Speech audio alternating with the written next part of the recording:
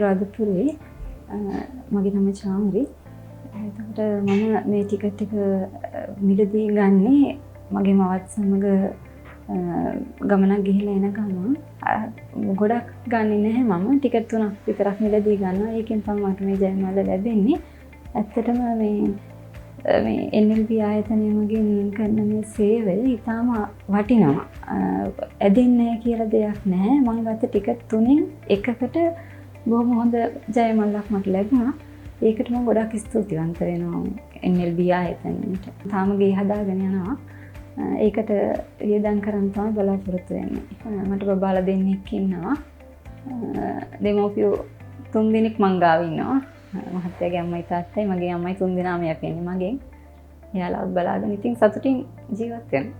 ඇත්තටම සතුටුයි.